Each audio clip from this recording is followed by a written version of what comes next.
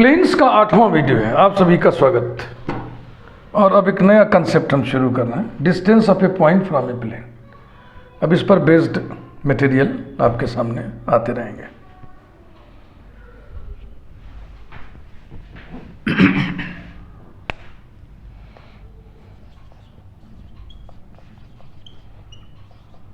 Distance of a point from a plane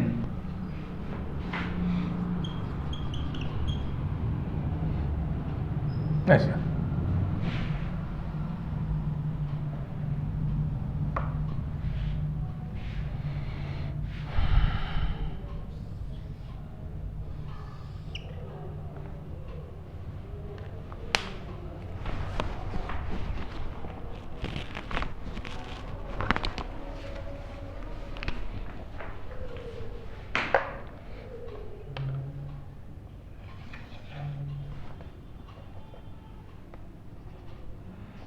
ये एक point दिया हुआ है ए, x1 y1 z1।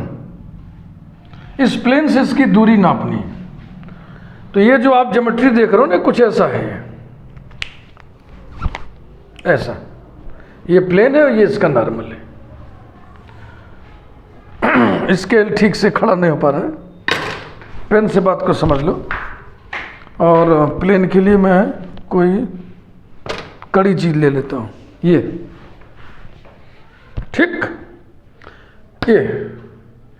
ये पॉइंट है ए, जिस पर मैंने उंगली रखा हुआ है। प्लेन से दूरी निकालना है। कैसे निकालें? ए से प्लेन पर परपेंडिकुलर ड्रा कर दें, लेंथ ऑफ परपेंडिकुलर निकाल लें। ए से प्लेन पर डाले गए लंब की लंबाई ही ए की दूरी प्लेन से होगी। तो ये चित्र तो ऐसे बना है, लेकिन इस प्लेट को, इस प्लेन को ऐसे फील करिएगा, ऐसा। ये चित्र ऐसा है, ये ऐसा।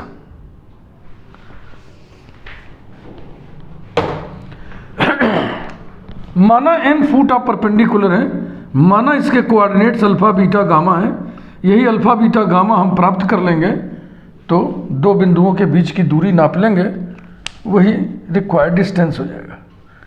प्लेन का इक्वेशन माना कि ax plus B Y plus C Z plus D equals to 0 है।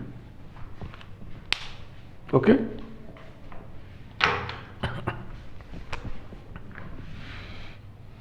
Late capital A x1 y1 z1 be a given point. ये पूरा वीडियो बड़ा कंसेप्चुअल है। सारे कंसेप्ट बहुत ध्यान से सीखिए, समझिए। एक फीलिंग आपके अंदर आनी चाहिए, बहुत कठिन थोड़ी है। Be a given point and let A X plus B Y plus C Z plus D equals to 0 be a given plane.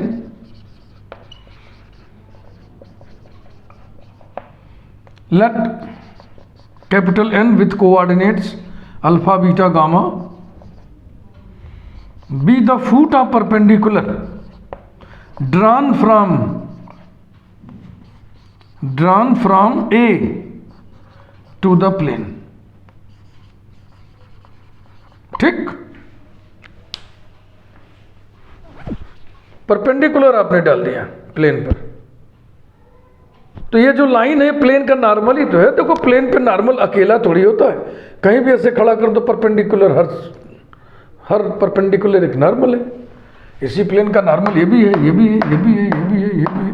तो ये भी तो है, ये भी नॉर्मल है। और नॉर्मल और भी हैं जिनके डी आर से बी सी हैं।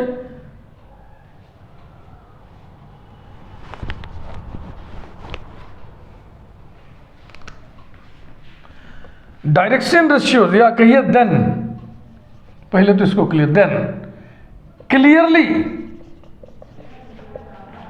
ए एन कहिए चाहे एन ए कहिए, N A is a normal to the plane.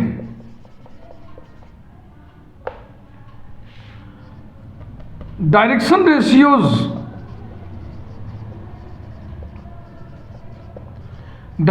Ratios of N A are. Join of two points के डी आर्स कैसे निकालते हैं? इसके कोऑर्डिनेट्स में से इसका करस्पॉन्डिंग कोऑर्डिनेट घटा दो। ये ट्रेनिंग आपको कहाँ मिलेगा? डायरेक्शन कोसाइंस चैप्टर में, डायरेक्शन कोसाइंस प्लेलिस्ट में, आप देख लो, समझ लो। ए के कोऑर्डिनेट में से एन के कोऑर्डिनेट को घटा दो। x1 minus alpha comma y1 minus beta comma z1 minus gamma, या एन के कोऑर्डिनेट में से इसके कोऑर्डिनेट घटा दो, वो भी डी आर्स होगा।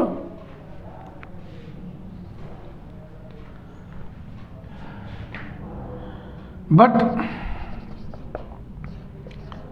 Capital E, capital B, capital C, plane के इक्वेशन में एक्स वाई जेड के जो कोफिशिएंट्स होते हैं वो ए बी सी के, सॉरी, जो कोफिशिएंट्स होते हैं वो नॉर्मल के डी आर्स होते हैं। Are direction ratios of normal to the plane. तो प्लेन के नॉर्मल के डी आर्स ये भी है, प्लेन के नॉर्मल के डी आर्स ये भी है। एक ही लाइन के डी आर्स के दो सेट्स हैं, तो क्या होगा? इनके रेशियोज इक्वल होंगे। भाई देखो, प्लेन का नॉर्मल ये भी है, प्लेन का नॉर्मल ये भी है। इसको तुम ऐसे भी कह सकते हो कि इस वाले नॉर्मल के डी आर्स ये है, इस वाले नॉर्मल के डी आर्स ये है। चूंकि ये दोनों नॉर्मल पैरेलल हैं, इसलिए पैरेललिज्म वाला कंडीशन लगा दो। Therefore,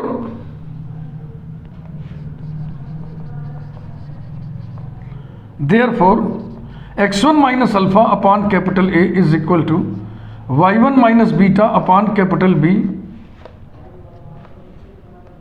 is equal to z1 minus gamma upon capital C equals to k। से आपको क्या निकालना है? ये तो गिवन है, ये गिवन है। आपको अल्फा बीटा गामा निकालना है, तो अल्फा बीटा गामा की वैल्यू यहाँ से निकालें।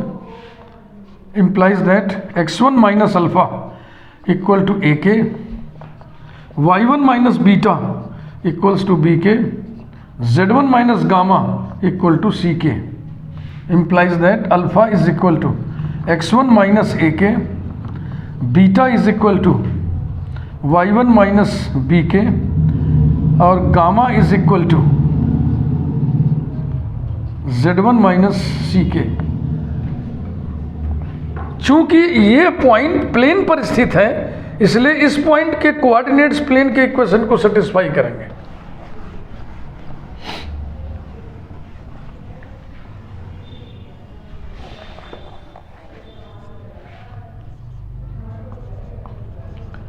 Since n alpha beta gamma lies in the plane या ऑन द प्लेन, जो भी लिख दो,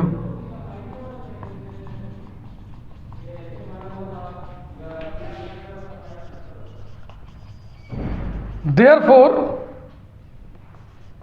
ए alpha plus B beta plus C gamma plus D equals to 0। And so alpha beta gamma की वैल्यूज रखिए। A into x1 minus A K plus B into y1 minus B K plus C into z1 minus C के plus D equals to 0 implies that a x1 plus B y1 plus C z1 equals to a square K plus B square K plus C square K की value निकालना है। K is equal to A x1 plus B y1 plus C z1 upon A square plus B square plus C square. तो जब के मिल गया तो समझो कि अल्फा बीटा गामा मिल गया। भाई अल्फा की वैल्यू में ये नोन है, ये नोन है, के ही अननोन था, वो भी मिल गया, तो सब नोन हो गया। अब आप ए और एन के बीच की दूरी निकाल लें, वही दूरी है।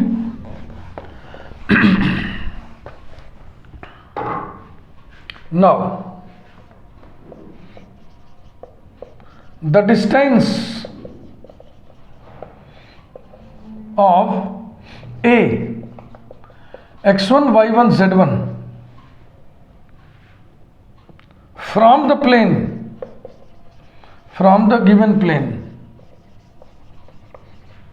equals to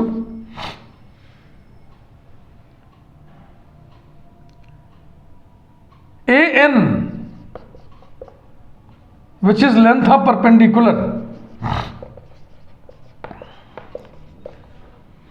equals to under root N के कोऑर्डिनेट में से ए का कोऑर्डिनेट घटा के स्क्वायर हो, तो फार्मूला आप जानते ही हो, alpha minus x1 whole square plus beta minus y1 whole square plus gamma minus z1 whole square equals to under root alpha minus x1 वो हमने मिटा दिया जो लिखे थे आप अल्फा की वैल्यू ना, तो अल्फा की वैल्यू आप लिखे थे x1 माइनस ए के,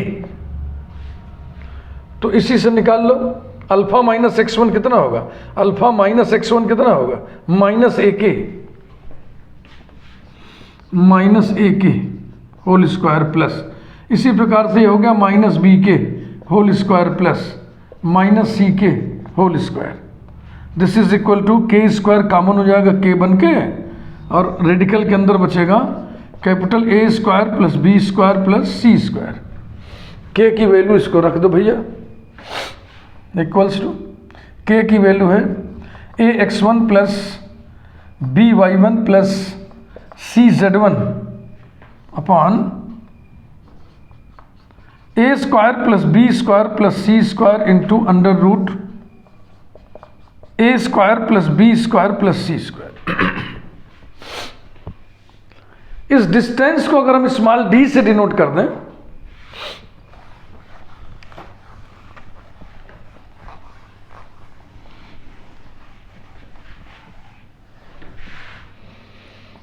D for distance is equal to, ये यहां कट के अंडर रूट यहां हो जाएगा ना, A x1 plus B y1 plus C z1 plus D, ओए होए ये कुछ छूट रहा है, ये कुछ छूट रहा है, इसके पहले जो इक्वेशन लिखे थे ना,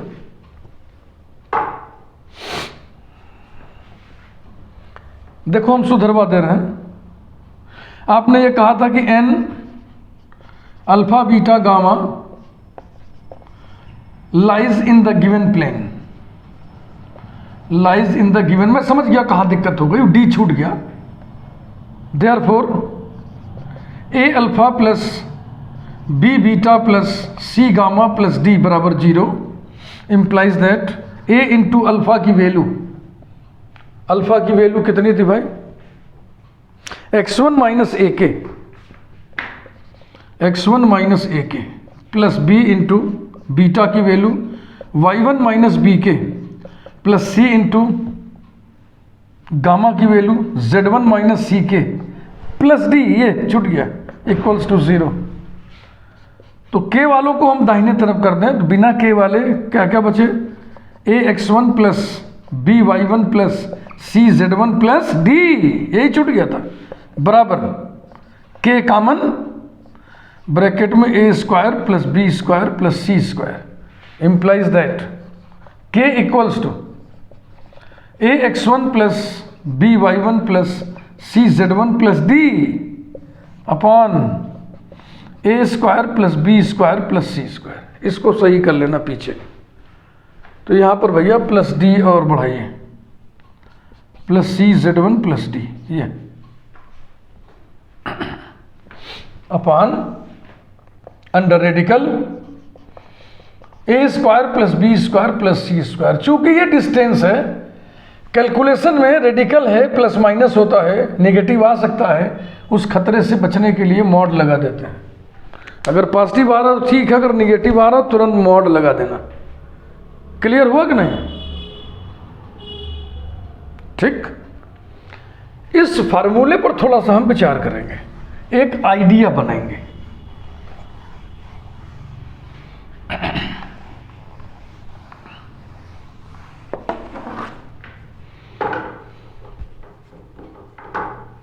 आइडिया क्या बनाएंगे? प्लेन का इक्वेशन है A X plus B Y plus C Z plus D equals to 0। जिस पॉइंट से डिस्टेंस नापना है वो है x1 y1 z1। तो क्या करेंगे, इस बाईं तरफ के हिस्से में हम x की जगह x1, y की जगह y1, z की जगह z1 रख देंगे। तो ये हो जाएगा A x1 plus B Y one plus C z1 plus D upon under root x के कोफिशिएंट का स्क्वायर प्लस y के कोफिशिएंट का स्क्वायर प्लस z के कोफिशिएंट का स्क्वायर। यही फार्मूला बन गया। यही सब दिमाग में आप बना लो आइडिया। तो पहला टिप्पणी, पहला नोट, फुटनोट, नोटा बेनी ये है द डिस्टेंस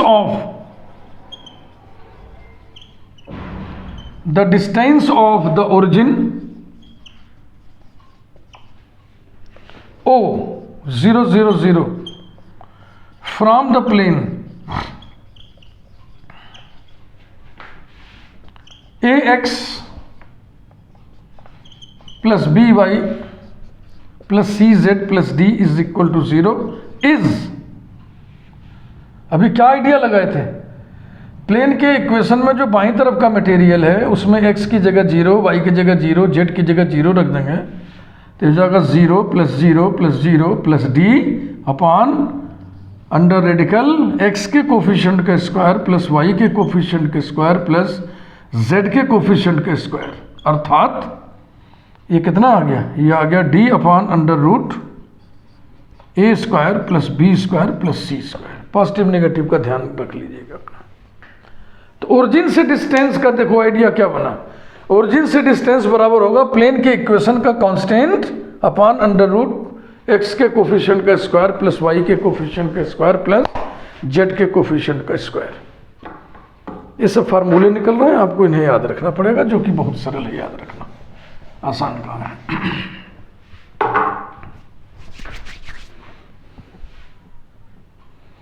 ठीक भाई।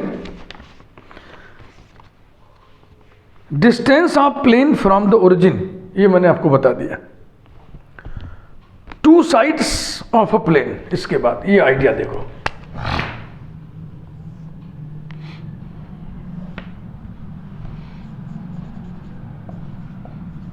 To sides of a plane,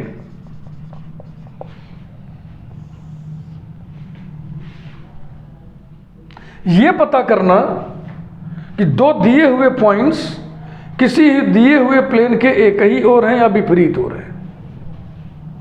late A x1 y1 z1 and b x2 y2 z2 be two given points and ax plus by plus cz plus d equals to 0 be a given plane. Be a given plane, full stop. Then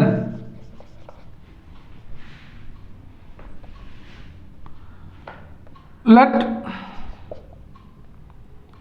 small d1 be the distance of capital A from the plane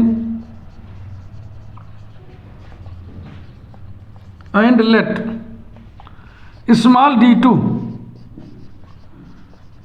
be the distance of capital B from the given plane. ठीक, दो points A और B दिए हुए हैं, उन दोनों के distances को आप गिवन प्लेन से आप निकाल लो। वो d1 d2 से हमने डिनोट कर दिया। अब d1 d2 के साइन को देखो, अगर d1 d2 के साइंस सेम हैं तो इसका मतलब दोनों पॉइंट्स प्लेन के एक ही साइड में हैं। अगर d1 d2 के साइंस अपोजिट हैं तो इसका मतलब पॉइंट्स प्लेन के अपोजिट साइड्स में है। एक साइड में है तो दूसरा अपोजिट साइड में है। तो इसी को मैं लिखने जा रहा हूं। रिजल्ट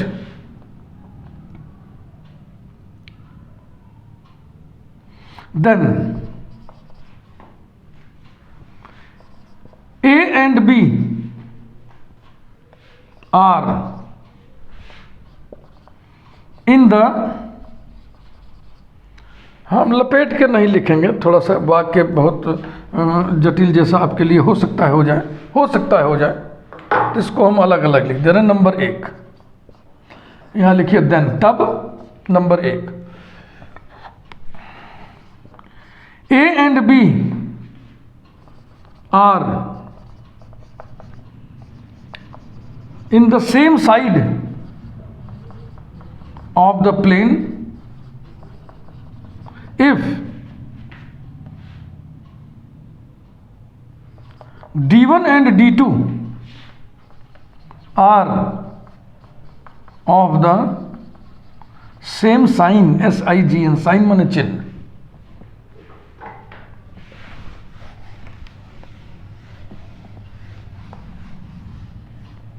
जाहिर सी बात है ना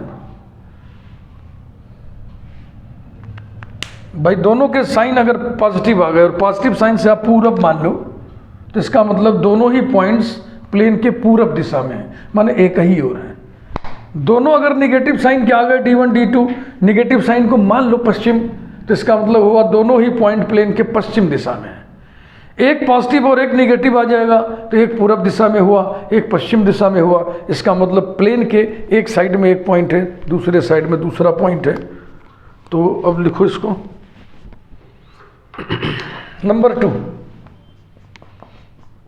कॉन्सेप्ट इजी है, लिखना ज्यादा है, लिखना हमको ज्यादा पड़ रहा है, कॉन्सेप्ट बहुत आसान है। A and B are in the opposite sides, या lie in the opposite sides, जैसे भी लिख लो यार, are in the opposite sides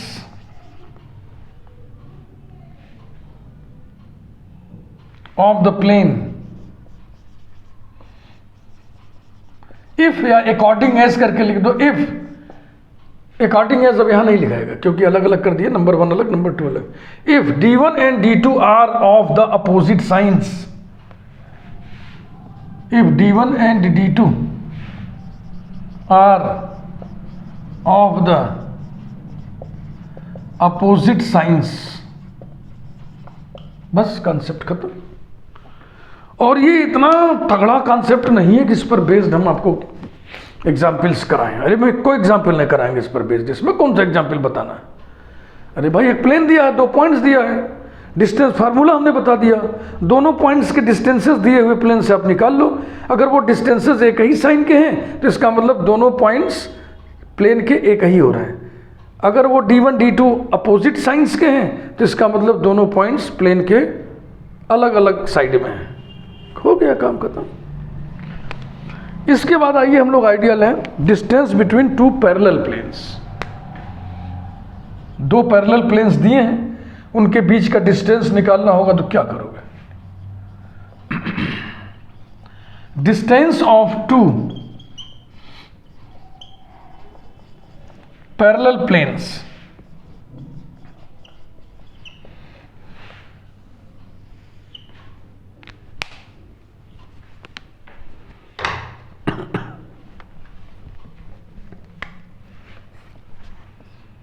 let capital P1 equal to 0 and capital P2 equal to 0, ऐसे लिख दें, ऐसे न लिख करके ऐसे लिख दें। B 2 parallel planes, B2 parallel planes. क्या करेंगे हम? दोनों के डिस्टेंसेस को निकालेंगे ओरिजिन से, उसको हम डिनोट करते रहे P1 P2, D1 D2 बार बार क्यों लें? Let small P1 and small P2 be the distances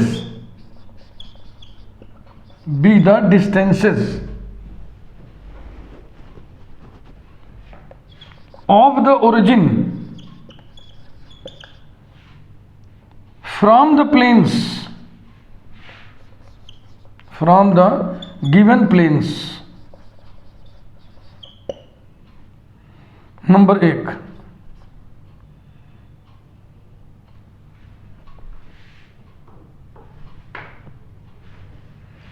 थोड़ा एक चीज और लिख ले तो अच्छा लगेगा। लेट डी खाली है ना, हाँ D1 D2 डी खाली है, small D be the distance between the parallel planes, between the parallel planes.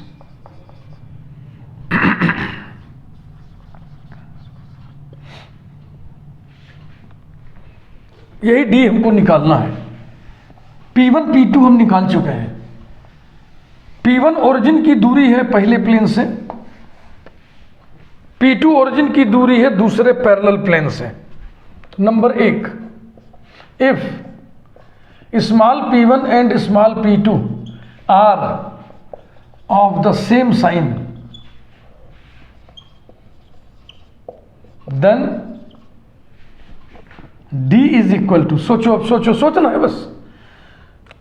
Origin का डिस्टेंस P1 और P2 से एक ही साइन का है, इसका मतलब दोनों प्लेन ओरिजिन के एक ही ओर है। मान लो ये ओरिजिन है तो दोनों प्लेन पैरेलल प्लेन, दोनों प्लेन एक ही ओर है। अब यहां से यहां तक स्मॉल p1 है, यहां से यहां तक स्मॉल p2 है, समझ रहे ना। अब ध्यान रखिए कैसे लिखें इसको, थोड़ा ऊपर करके यहां लिख दें। ये स्मॉल p2 है, ये स्मॉल p1 है, तो दोनों के बीच की दूरी कितनी हुई, P2 माइनस P1। तो D बराबर हो जाएगा mod P1 difference mod P2। अब कौन P1 ले रहे हो कौन P2 ले रहे हो इससे मतलब नहीं, P1 P2 की जो एब्सोल्यूट वैल्यू है, आंकिक वैल्यू है, न्यूमेरिकल वैल्यू है, उसी का अंतर, जो बड़ा वाला है उसमें छोटे वाले को घटा दो। अगर P1 P2 अपोजिट साइंस के हैं तो इसका मतलब एक प्लेन ओरिजिन के एक ओर है, दूसरा पैरेलल प्लेन ओरिजिन के दूसरी ओर है। तो ये P1 है, ये P2 है, दोनों को जोड़ दीजिए तो पैरेलल प्लेन के बीच की दूरी आ जाएगी। सिंपल कंसेप्ट है, ये कंसेप्ट ध्यान में रखना है, ये फार्मूले की ऐसी की तैसी। Number 2, if P1 and P2 are of opposite signs,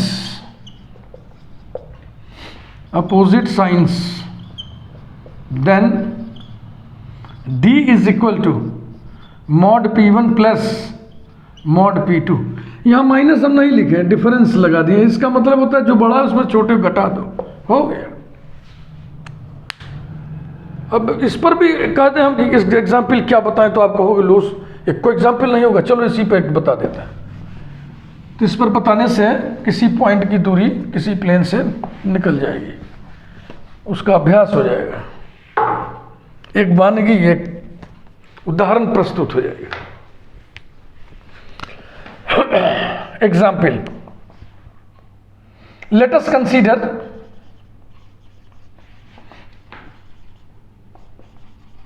to parallel planes.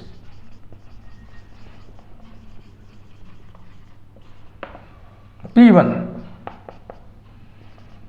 x plus 2y plus 3z plus 4 equal to 0 and P2 x minus 2y minus 3z minus 4 equals to 0। ये दोनों पैरेलल हैं क्या? कतई नहीं। इसको multiple करो, दो से गुणा कर दो, केवल इन्हीं तीनों में करना। 2x plus 4y plus 6z minus 4 equal to 0, ऐसा ले लिया हमने। ये दोनों प्लेन्स पैरेलल हैं, क्यों? क्योंकि इनके नॉर्मल्स पैरेलल हैं। क्यों? क्योंकि इसके नॉर्मल के DRs हैं 1 2 3, इसके नॉर्मल के DRs हैं 2 4 6। This upon this is equal to this upon this is equal to this upon this, therefore the normals are parallel and hence planes are parallel. दो प्लेन्स पैरेलल हैं तो इनके normals भी parallel होंगे।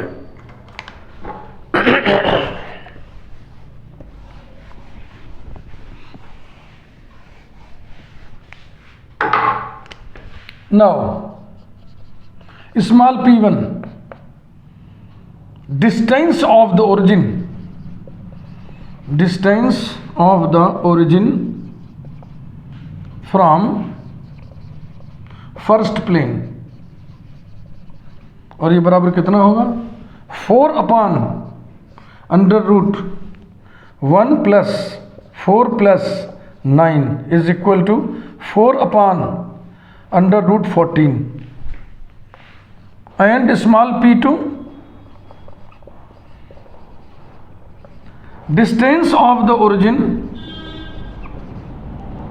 from the second plane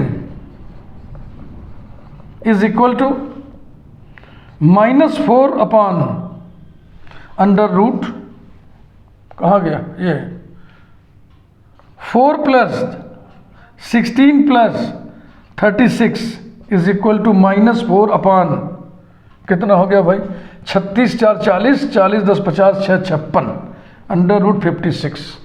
mod मत लगाइएगा, क्यों? क्योंकि हमें इस कंसेप्ट में इन डिस्टेंसेस के साइंस देखने हैं। चूंकि P1 और P2 के साइंस अपोजिट हैं, ये पॉजिटिव आया है और ये निगेटिव आया है, इसका मतलब ये दोनों प्लेन्स ओरिजिन के अपोजिट साइड्स में हैं। Since P1 greater than 0, P2 less than 0, therefore the planes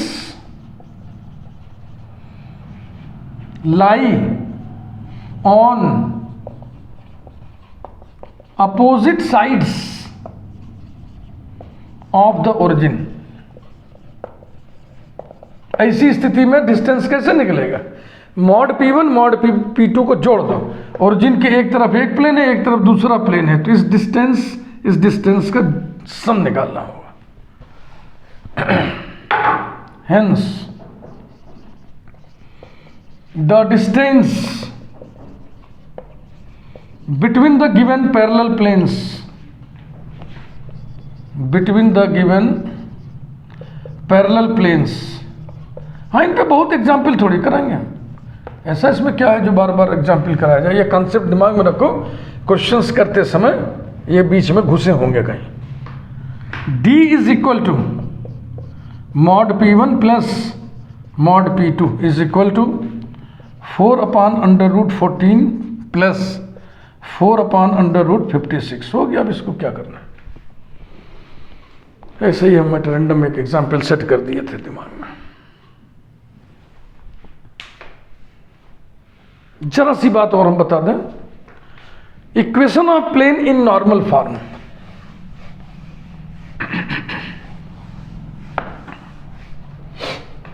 बहुत इंपॉर्टेंट कॉन्सेप्ट ये भी भाई।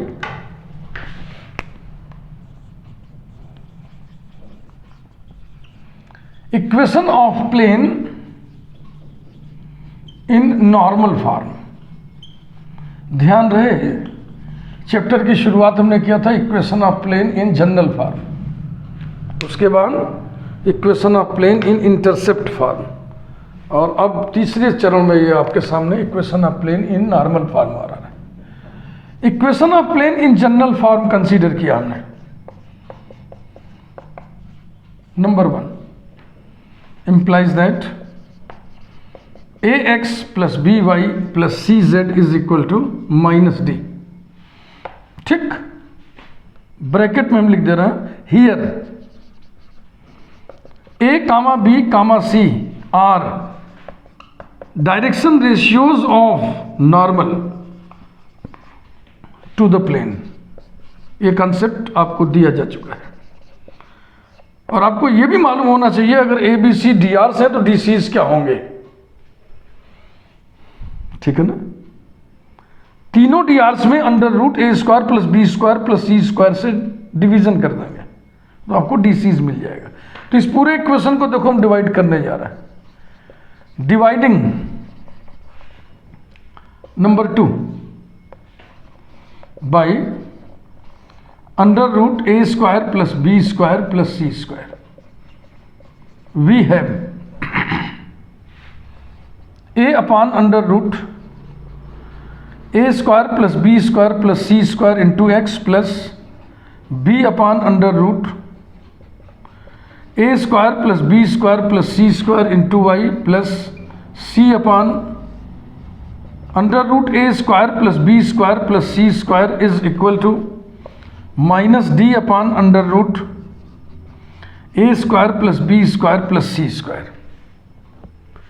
देखो रेडिकल का जो साइन होता है ना, इसके पहले प्लस माइनस लिखा जाता है, तो हम बस ऐसे ही रेंडमली लिख दिए, कोई साइन पे ध्यान नहीं दिए। लेकिन ऐसे हम थोड़ी कह सकते हैं भाई या तो आप प्लस लो या माइनस लो। तो यहाँ पर आपको ये सलाह दी जाती है कि रेडिकल से पहले वो साइन लो ताकि ये निगेटिव न होने पाए, ये निगेटिव न होने पाए।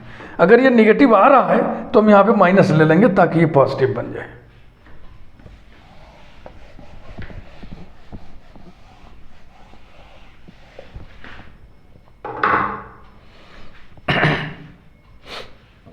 Number 3, we take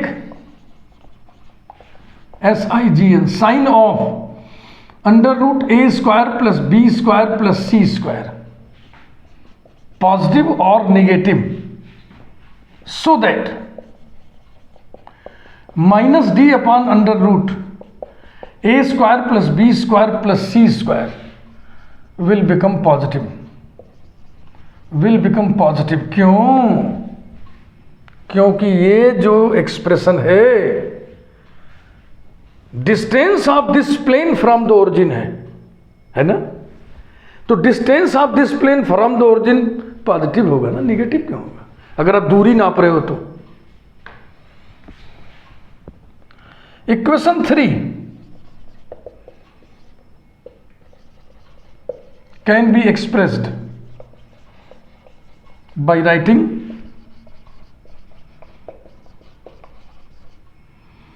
Lx plus My plus Nz equal to P,